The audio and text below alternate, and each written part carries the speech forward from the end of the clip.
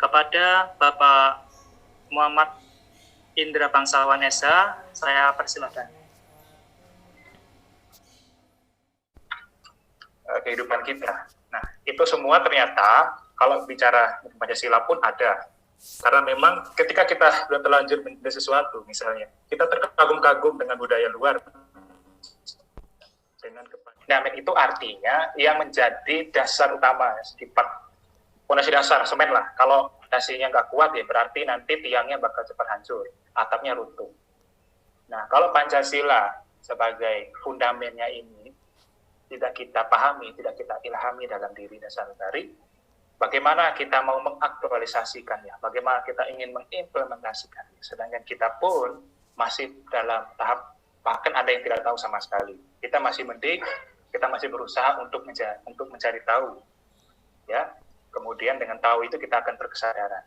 Nilai dasar yang pertama dalam slide ini itu saya merujuk kepada pandangannya Bapak Muhammad Hatta, di mana menyampaikan bahwa Pancasila itu diilhami oleh nilai ketuhanan.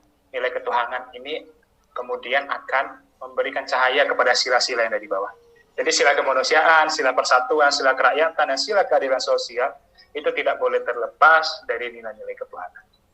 Ketuhanan sebagai konsekuensi sebagai apa? Sebagai konsekuensi bahwa bangsa kita itu adalah bangsa yang bermoral. Bermoral artinya ada nilai yang menjadikan yang akan dijunjung tinggi. Nah, nilai itu kalau bisa berasal dari agama, kalau putusan MK yang kemarin berasal dari kepercayaan aliran tertentu.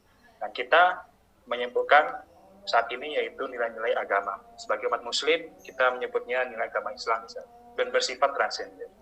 Transenden artinya ada unsur metafisik, keyakinan bahwa segala perbuatan yang kita lakukan saat ini itu tidak lepas dari pengawasan Tuhan yang Maha Esa. Bangsa kita majemuk dengan berbagai macam agama, dan mereka memiliki keyakinan bahwa mereka pun akan menjadi manusia yang pendosa, termasuk dalam Islam sendiri. Ada Tuhan yang mengawasi. Amal ma'ruf nahi munkar. Ta'muruna bil ma'ruf wa yanhauna 'anil munkar. Jadi menyeru kepada yang ma'ruf, mencegah kepada yang munkar. Itu bukan hanya Islam, tapi seluruh insan manusia. Kemudian humanity value, atau nilai kemanusiaan. Pemerintah itu kan tugasnya sebagai policy execution. Jadi dia itu adalah pengeksekusi kebijakan. Nah, kita ini kan sebagai orang-orang yang kemudian akan menikmati, yang akan merasakan kebijakan itu.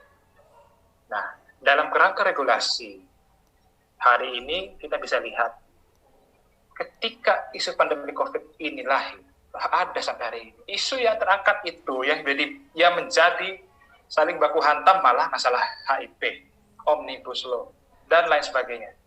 Isu-isu ini kemudian menurut saya mengesampingkan COVID, sehingga konsentrasi kita terhadap penanganan COVID secara baik ya, baik tidak hanya dalam arti pemerintah terjun, tapi juga baik dalam arti dia harus mematuhi protokol regulasi yang ada.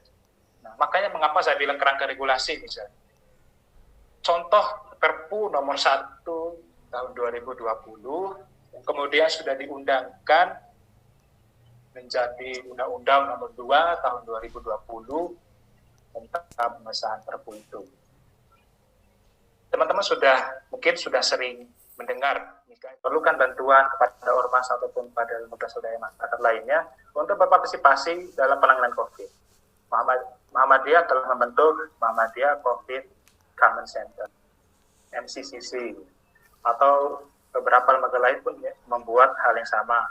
Di tingkat kampung misalnya, di kampung atau RT teman-teman, Bapak Ibu sekalian itu membuat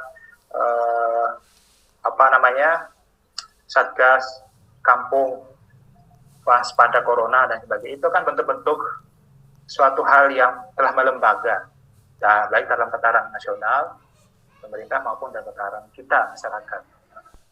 Kemudian teman-teman kita keluarga, ini yang harus kita lawan. Nah, ini bagian daripada pengaktualisasi nilai Pancasila di era pandemi COVID. Nah, mungkin hanya itu yang bisa saya sampaikan. Semoga teman-teman dalam keadaan sehat semua. Apabila ada yang ingin menambahkan atau tanya, monggo. Kalau saya tidak bisa menjawab pelaksanaan kebijakan, tapi saya akan berangkat daripada asumsi saya memiliki sebuah pendapat bahwa kita pada saat ini dalam konteks pseudo identity, kita dalam hal meragukan identitas kita. Kita mengaku Pancasila, tapi dalam tataran pelaksanaan perekonomian, kita masih dalam perangkat kapitalis, ya, liberalisme, kapitalisme, dan sebagainya. Kemudian malah berangkat ke Omnibus Law yang kemudian banyak membypass sendi-sendi yang berkaitan dengan sumber daya agraria, terutama dalam hal lingkungan dan sebagainya. Nah, hal-hal seperti itu yang kemudian saya tidak hanya komunis, karena dunia ini pertarungan ideologinya sangat luar biasa. Dan Indonesia itu sedang terperangkap dalam dua ideologi besar itu, liberal maupun komunisme itu. Nah, tugasnya bagaimana kita harus melawan itu? Kita kembali ke Pancasila, jati diri. Pancasila menginginkan seperti apa? Pancasila, ruhnya itu Pancasila, kemudian jasadnya itu Undang-Undang Dasar 45. Bagaimana Undang-Undang Dasar 45 itu memberikan instruksi sebagai hukum dalam hal ini memiliki kedudukan tertinggi itu sebagai apa? Itu mengimanahkan bahwa mari kita membangun atau mari kita kelola sumber daya agraria yang ada di Indonesia ini dengan sebaik-baiknya. Ingat, negara itu bukan pemilik, tapi dia diberi amanah untuk menguasai saja. Tapi dia bukan pemilik. Semuanya itu adalah milik bangsa Indonesia. Seperti itu. Kalau bicara masalah RUHIP dan juga Invest, sebenarnya ini sudah masuk ke dalam tataran pragmatisme politik. Ya. Kalau sudah bicara pragmatisme politik, berarti sudah bicara masalah apa itu? Saya lupa.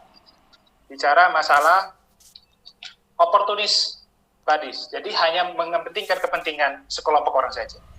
Nah, kalau sampai RUHIP ini yang awalnya menurut saya itu baik loh.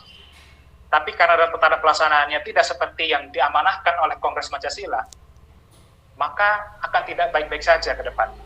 Oleh karena itu, baik dalam tatanan perumusan, itu harus didukung juga dalam tatanan pelaksanaan. Kalau pelaksanaannya ini justru melenceng, untuk apa dipertahankan?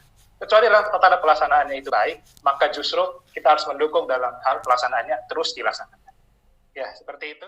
Ya, dari Bung Karno yang menginginkan, yang memberikan pidato, yang dia memberikan nama Panca dan Sila itu, memberikan Panca dan Sila itu, kan bahwa RUHIP mencoba untuk kemudian memaknai Pancasila ini dari 5 sila menjadi Trisila, yang kemudian menjadi diperas jadi Ekasila, 1 sila.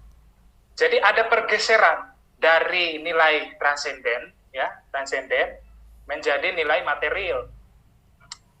Jadi dari nilai kerohanian, ada ketuhanan dan sebagainya, kemudian menjadi gotong royong di Ekasila terakhir. Itu kan material, karena outputnya adalah keadilan. Sedangkan bangsa ini adalah tidak terbentuk dari satu pemikiran saja, tapi kita memiliki tataran moral atau ideologi yang dianut oleh personal orangnya, yang kemudian itu misalnya agama.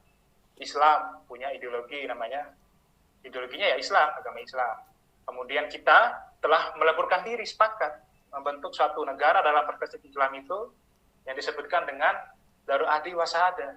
Jadi negara hasil sepakatan para ulama dan sebagainya, lahirlah Pancasila itu, dan semua itu mentaatinya. Nah, kemudian kalau RUHIP ini kemudian sosiologis ada di itu sampai disahkan, maka itu akan mendowngrade Pancasila, tidak hanya dalam hal filosofi dan sosiologis, tapi secara yuridis juga. Downgrade-nya seperti apa? Loh, Pancasila itu, kalau saya minjem pandangannya Prof. Jimli Asyidiki, dia memberikan pandangan bahwa Pancasila itu dia merupakan konsensus konstitusional consens, ya, konvensi konstitusional, konvensi konstitusi. Artinya kedudukannya itu lebih tinggi daripada rumusan pasal dalam undang-undang. Nah, itulah mengapa teman-teman coba dilihat dalam UUD 45, batang tubuh itu kan tidak ada Pancasila disebutkan. Kecuali dalam pasal ini ya, lambang negara dan sebagainya itu. Dalam hal perubahannya pun tidak disebutkan. Dan disebutkannya di mana? Disebutkannya dalam pembukaan UUD 45. Ada Pak Linia itu. Nah, itu itu memberikan justifikasi bahwa Pancasila itu kalau dalam teori hukum disebut memiliki kode Dicon sebagai Grundnorm yang kemudian oleh Hans Nausky itu dalam terminologi barunya disebutnya sebagai Stat Fundamental Norms, ya. Kemudian Stat Fundamental Norms ini yang kemudian akan memvalidasi norma-norma yang lahir di bawah.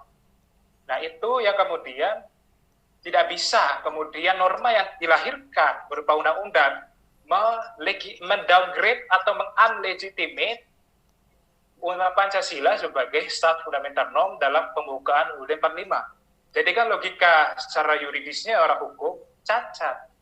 Lah kok bisa seperti itu? Nah, itu kan pertanyaannya. Kok bisa seperti itu? Berarti dalam orang hukum kan nggak bisa lah terima kalau argumennya hanya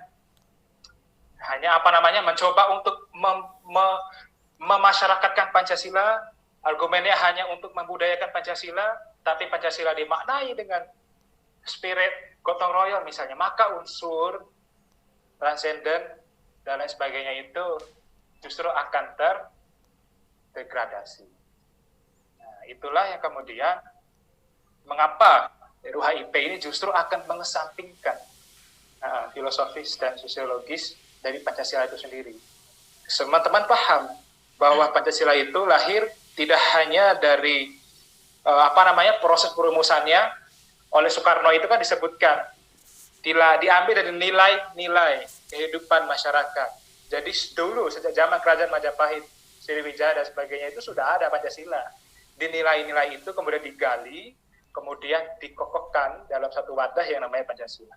Kalau dalam perspektif mazhab hukum sejarah, itu oleh von Sapigny disebut sebagai Volksgeist.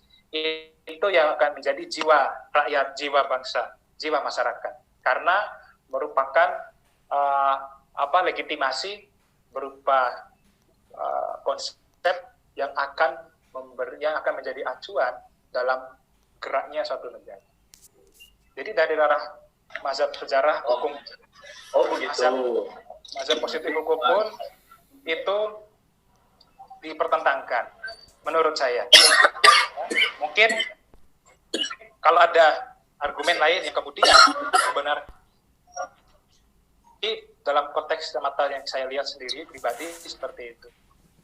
Oke, terima kasih. Jadi benarkah HIP kemudian mengesampingkan filosofi dan sosiologisnya? Iya. Karena menurutku ada upaya abduksi atau falsifikasi terhadap sesuatu yang sudah disepakati tanggal 18 Agustus 1945 dan ingin mengembalikan ke 1 Juni 1945 yang dibawa oleh Soekarno. Itu pandangan saya ya. Seperti itu Pak Moderator, Mas Hedi.